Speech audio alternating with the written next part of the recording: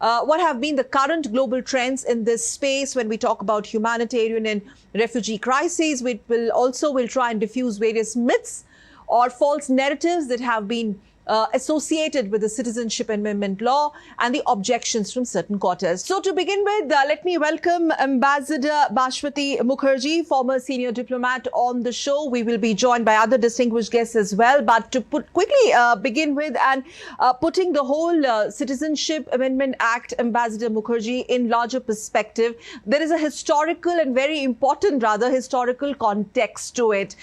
What do you think could be the far-reaching implications, and what does it mean for the country as a whole?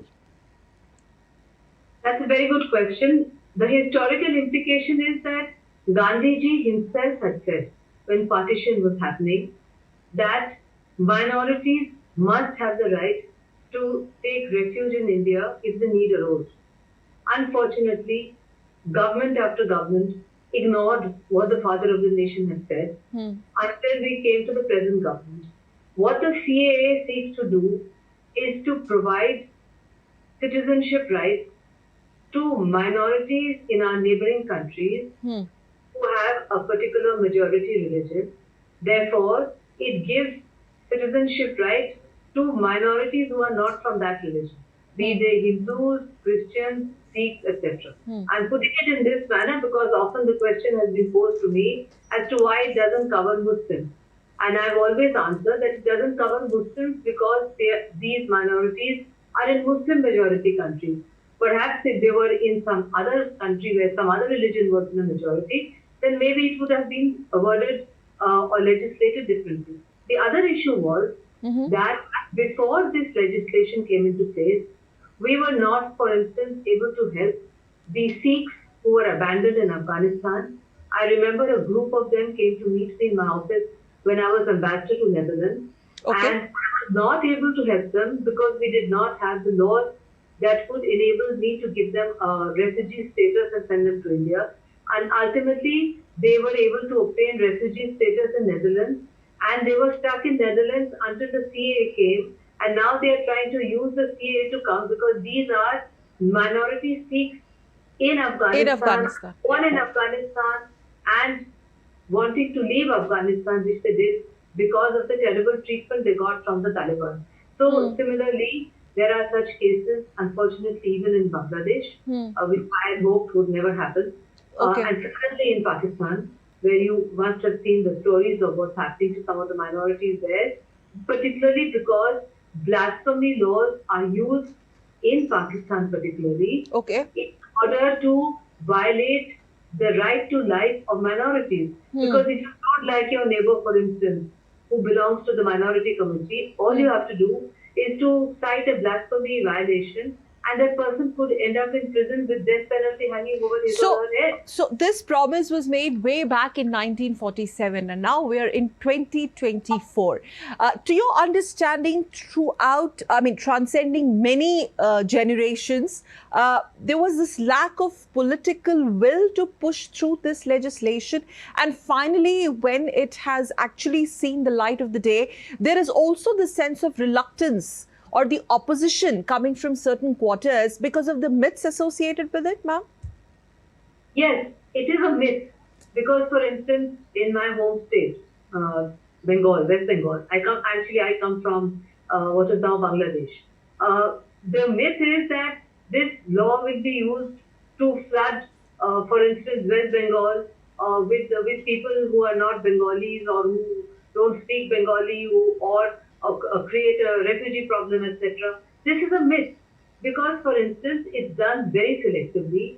It's done in the cases where it's proven that their rights have been violated and where they have the right under the stipulations of the CAA to ask for refugee status and then obtain citizenship. It's a long process also, and it took actually a long process to get it implemented. From the time it was legislated and approved and implemented, it took some time, precisely because the government was trying to build up public opinion in these states, which had so many questions about it, so that it could go through smoothly. You don't want to have a situation where these minorities who have been ill-treated let's say in Pakistan, come to India and are not made to feel welcome. So therefore, it was important to prepare domestic opinion and to explain the provisions of the CA to them. And I think that over a period of time, public opinion, which has already progressed a lot in these states, will understand that this is not going to result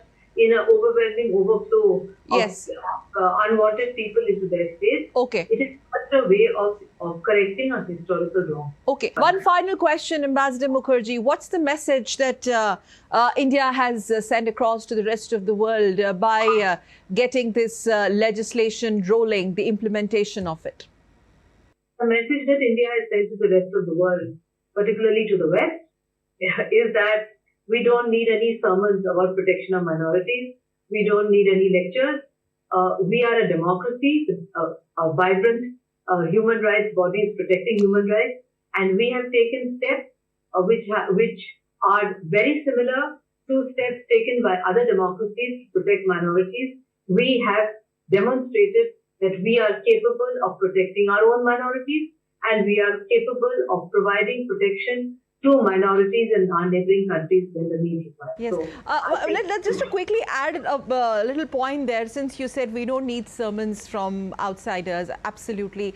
But this whole attempt to derail and color this legislation by using words like quote unquote controversial, contentious, anti-Muslims or anti-minorities, quote unquote, deliberately trying to just pitch one community against other. Why do you think it is happening? Out of jealousy. Okay.